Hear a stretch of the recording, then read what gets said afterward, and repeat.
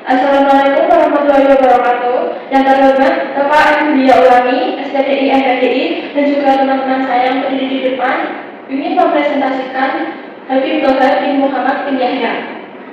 Perkenalkan, saya Cynthia Purwani Tias dengan NIM B111230171 dan teman-teman saya. Perkenalkan, nama saya Julissa Iwanesti dengan NIM B111230172. Saya ingin menanti dengan NIM 111232181. Dan saya Nadia Nadia Hidayatullah dengan NIM 111230145. Saya Wahyu Putra dengan NIM B112301138. Saya Widya Puspita NIM B111230134. Saya Nisa Fitri dengan NIM B111230128.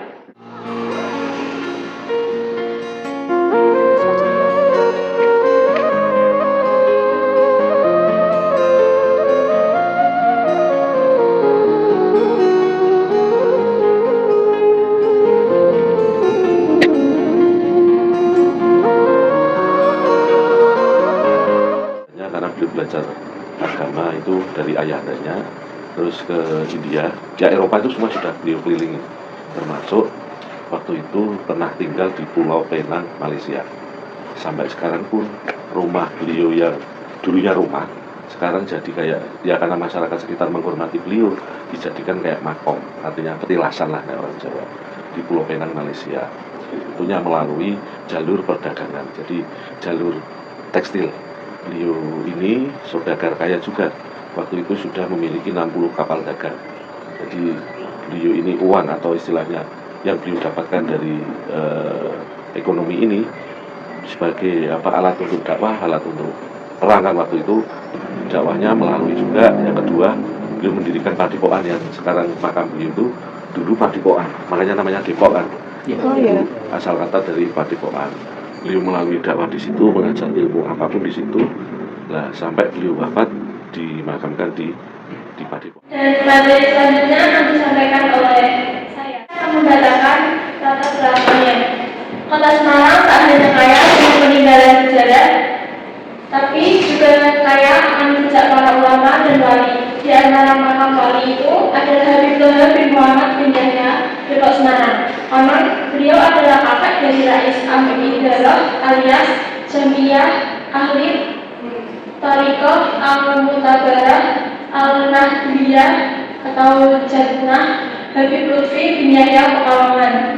Habib Thohir adalah putra dari Habib Muhammad Qadri bin Thohir bin Yahya. Habib Muhammad Qadri merupakan datuk Maulana Habib Lutfi yang pertama kali masuk ke Nusantara. Materi ini akan dilanjutkan oleh teman saya. Di sini saya akan menjelaskan tentang perjalanan Habib Thohir bin Muhammad bin Yahya. Habib Thohir bin Muhammad bin Yahya memiliki Habib Thohir merupakan seorang guru besar para sultan, adipati maupun senopati di wilayah Jawa. Karena kealamahan dan kesalehannya pula, beliau mendapatkan gelar keraton dengan nama Kanjeng Raden Tumenggung Ronggo Pramiro Kusumo. Habib Thohir lahir pada tahun 1702 Masehi di Inat Hadramaut, Yaman. Habib Thohir seorang ulama yang sangat alim dalam segi ilmu agama dan ilmu umum. Selama hidupnya, Habib Thohir hanya dalam berdagang sekaligus berdakwah, mulai dari negara India, Malaysia hingga ke Indonesia.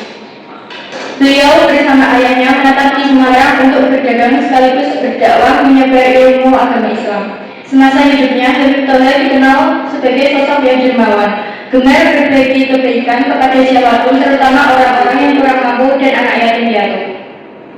Selain hal itu, Habib Thohir juga dikenal sebagai bapak umat di wilayah Asia Afrika. Sebab sebelum menetap di Mataram, beliau pernah tinggal di beberapa tempat, antara lain Pakistan, India, Penang, dan Malaysia. Julukan Thohir ia kandang lantaran banyaknya putri-putri beliau yang berjumlah 15 orang dan semuanya menjadi ulama atau aulia.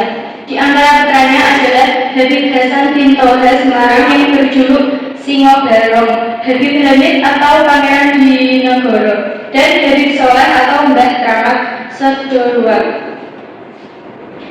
Oke, selanjutnya akan dilanjutkan oleh Di sini saya akan menjelaskan perjuangan Habib Thohir bin Muhammad bin Yahya. Mendapat dukungan dari banyak pihak dan terutama dukungan Habib Thohir dan beberapa ahli mendirikan keratonnya Yogyakarta Hadiningrat dan Pangeran Mangkubumi naik tahta dengan gelar Sri Sultan Hamengkubuwono I. Kemudian tinggal lagi di Penang karena mendengar setelah beberapa lama tinggal di Semarang, Habib Thohir kemudian tinggal lagi di Penang karena mendengar bahwa Sri Sultan Hamengkubuwono I dibuang ke Penang oleh Belanda. Kemudian Syahid Thohir membuat surat yang ditunjukkan kepada Thomas Stamford Raffles yang isinya agar segera mengembalikan Sri Sultan Hamengkubuwono I ke Mataram. Apabila Sri Sultan Thomas Stamford Raffles tidak mau, maka Syahid Thohir bersama pasukannya akan mengobarkan peperangan di Asia Afrika. Sri Thomas Stamford Raffles mendengar permintaan dari Syahid Thohir tidak punya pilihan lain yaitu mengembalikan beliau Sri Sultan Hamengkubuwono I ke tanah Mataram. Sementara Sri Sultan Hamengkubuwono I sendiri meminta kepada Syahid Thohir agar diantar oleh beliau ke tanah Mataram. Karena itu ketika di Mataram, Syahid Thohir dinikahkan dengan seorang putri dari Sri Sultan Hamengkubuwono I karena memang dari sisi usia Syahid Thohir jauh lebih muda dari Sri Sultan Hamengkubuwono I. Akhirnya Syahid Thohir kembali mendiami Depok Semarang. Untuk selanjutnya akan dijelaskan oleh teman saya. Di sini saya akan menjelaskan peran Habib Thohir bin Muhammad bin Yahya sebagai panglima perang. Sepulang dari tanah suci Mekah, beliau harus berperang melawan para penjajah di Malaka. Habib Thohir diminta oleh Sultan Malaka untuk mengusir penjajah Portugis di sana. Setibanya di tepi pantai, ayah Habib Hasan itu memperingatkan kapten-kapal Portugis untuk tidak mendaratkan kapalnya di pelabuhan.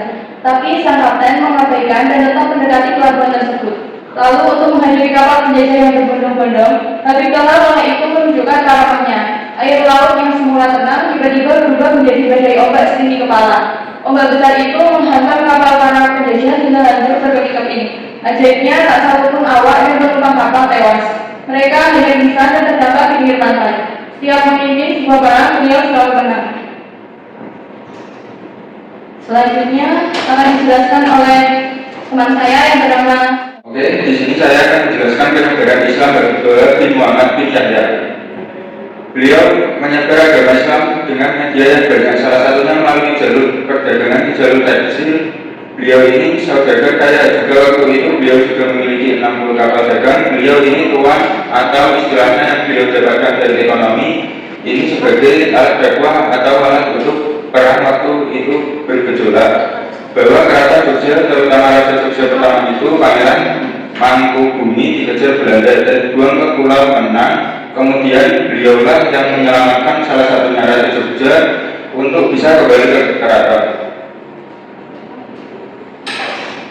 Beliau mendirikan padepokan yang sekarang menjadi makam beliau. Beliau mendirikan padepokan tersebut untuk sarana beliau melakukan penyebaran agama Islam dengan cara berdakwah.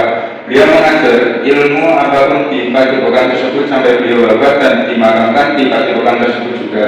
Nama jalan Depok itu diambil dari kata padepokan. Beliau juga dipanggil dengan sebutan Mbah Depok. Ketua Yayasan Keluarga yang Sayyid Keramat Jati Ahmad Solikin yang mengelola makam menyampaikan bila tiap wali Allah memiliki karomahnya masing-masing. Tak semua tercatat oleh sejarah. Saya akan menjelaskan makam Habib Thohir bin Muhammad bin Yahya.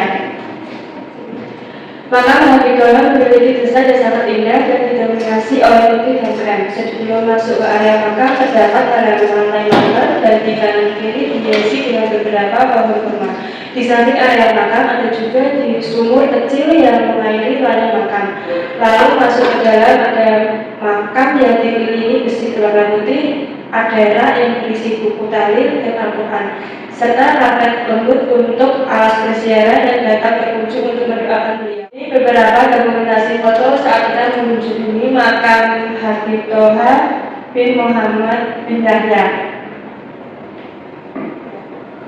Selanjutnya kita akan dijelaskan oleh ini dokumentasi pada saat wawancara bersama Bapak Ahmad Solikin selaku pengelola makam Habib Toha dan Habib Hasan.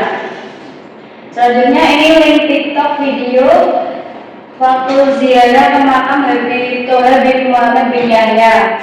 Untuk ini link YouTube video wawancara bersama Bapak Ahmad Solikin.